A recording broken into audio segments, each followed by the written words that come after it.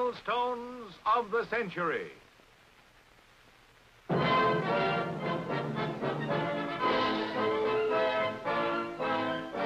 In 1925, biology teacher John Scopes spiraled to fame in the legal battle that became known as the monkey trial.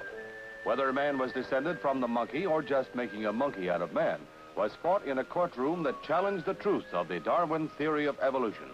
The existence of man in the prehistoric world was denied, for according to the Bible, life began with Adam and Eve. An atmosphere of carnival invaded the sleepy little town of Dayton, Tennessee, as signs and demonstrations ballyhooed the conflict between religion and science.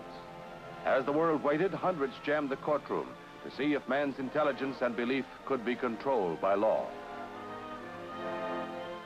The giants of legal oratory, Dudley Field Malone and Clarence Darrow, defended John Scopes' beliefs before the world.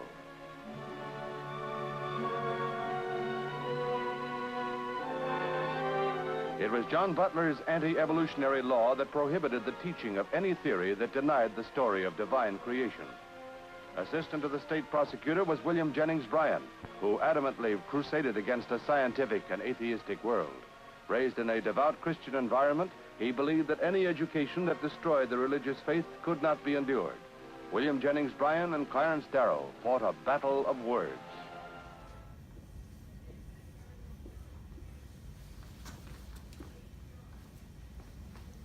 You're under arrest. Good morning, Tennessee. It's your favorite host, Abulevsko. I'm here to bring you your daily news. Today is on the beauty of the preservation of religion. We have a very special guest coming straight from the case of the century. Our very own Miss Margaret Stevens is here to speak about the predicament.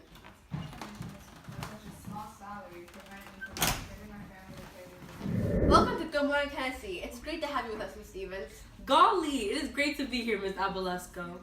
Enough of the formalities. Call me Ari. Moving on, recently many of us have been spurred into the controversy of the century, known as the Scopes monkey trial, and we now have a prime witness to tell us about her point of view. Margaret is a 16-year-old student attending the school where John Thomas Scopes attempted to teach evolution. Well, thank you for inviting me. I, along with many others from my town, have been avidly protesting what false information Scopes has been preaching upon us. I'm very grateful to have been invited here to speak about the current situation that Dayton is experiencing. Tell me, Margaret, how did you feel knowing that your religion was being tested through these false pretenses? I feel personally attacked. Thankfully, that devilish man has been taken out of my school. I felt that he had no respect for our religious society. He had no right to try and introduce such disrespectful material. The idea of evolution is preposterous. We should all know that the world was created by God and no one else. I can definitely understand why you feel the way you feel. Men like John Thomas Scopes are the men who want to watch the world burn. I bet he supports women in the workforce and even divorce. Just the idea of him gives me a headache. We were perfectly fine until he decided to come and wreak havoc in such a peaceful place. It makes me very angry. Continuing on with the questions, do you feel that evolution is possible? Evolution? Why, it can't be possible. How can we descend from such disgusting creatures? We come from Adam and Eve, who bathed us in original sin just for us to be saved. There's no way that Charles Darwin fellow is in any way correct. Settle down there, Margaret, but I completely see where you're coming from. Let's move on to another question. How do you feel about the defense attorney, Clarence Darrow, and the prosecuting attorney, William Jennings Bryan? That man, Clarence Darrow, clearly has devilish ideas.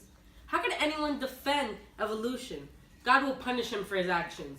William Jennings Bryan, however, clearly knows what he is talking about. He's an expert on the Bible, and he put himself on the stand, as he should. I couldn't agree more, Margaret. Well, you clearly feel very strongly about this, Margaret. But what impact do you feel that this controversy has brought upon the small town of Dayton, Tennessee? Well, it finally put us on the map. Dayton finally has some attention. There were cameras everywhere, and we were the first broadcasted trial. People even flocked to see our small town, see it firsthand. It comes to show how far we will work to preserve our religion. Well, Margaret, it seems that our time is running to a close, so we only have time for one more question. So, do you think that John Scopes got what he deserved?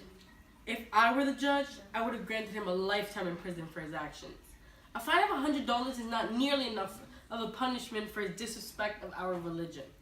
We just reside in this city for our freedom to teach and learn as we please, and yet this man has the nerve to try to impede on our law?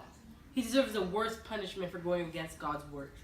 Well, I couldn't agree more, Margaret. Thank you so much for your time today. But that's all we have for today, Tennessee. Thank you, Margaret, for spending time with us and sharing your wonderful insight. Until tomorrow, have a great day, Tennessee.